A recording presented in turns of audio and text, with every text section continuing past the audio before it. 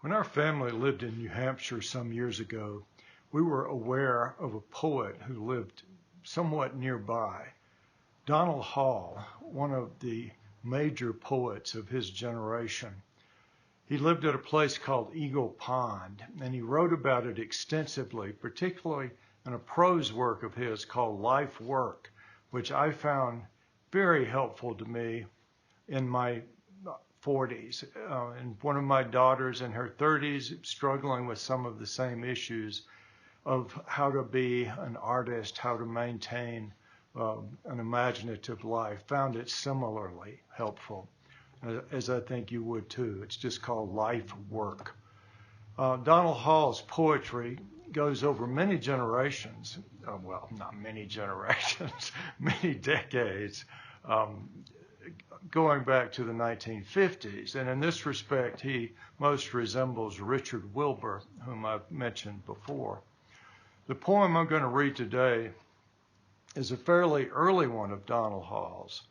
Donald Hall just died a very few years ago at the age of 89 after a distinguished career and a habit of writing that went all the way to his death. He loved baseball. He used to watch baseball games on his TV, particularly the Red Sox, and he would write poetry, I think, between innings. That's the story I recall, at least. He was married to a poet named Jane Kenyon, who died of cancer, and whose was clearly the love of Donald Hall's life. So several volumes of his poetry commemorate that love and the kind of poetic wisdom that they shared together. This poem is from 1956, an early one called Amos, about the prophet Amos. I'll just read through it and make a couple of comments. No one would listen. He, laden with prophecy, spoke and the crowd ignored commandments from the Lord.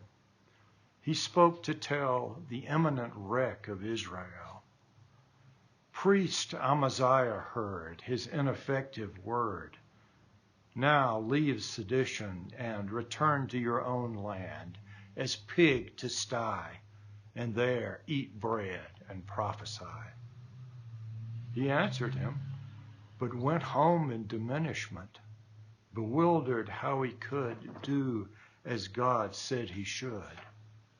No priest am I, yet I am told to prophesy. In solitude he wrote, so that all men took note. Withdrawal to the cave, perfected what God gave. By drudgery he made the bread of prophecy. I can't help but think that in this poem, Donald Hall is making the frequently made connection between poet and prophet. Amos went to preach and to try to correct Israel, but priest Amaziah, who was actually in league with Jeroboam, denounced Amos to the king, especially after Amos said that the king was going to die of his sins. And so Amos was driven away from making this kind of verbal prophecy, which was unheeded in any case.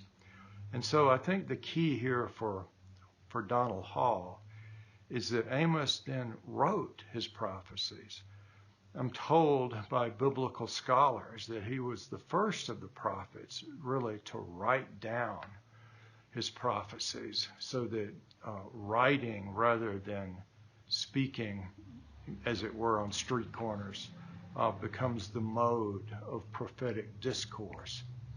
And in this regard, I think Donald Hall sees the analogy to the poet. In solitude he wrote, so that all men took note. If the poet can't be heard in this time, then he retreats to the cave. Surely some echo here of Plato's cave. But there in the cave, he perfects what God gave, perfects this gift. And by drudgery, by the hard labor of writing, he made the bread of prophecy.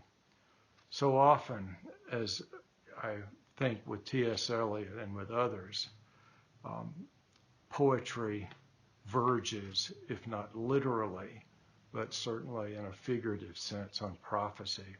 It speaks those things that are outside common hearing, but that men most need to hear.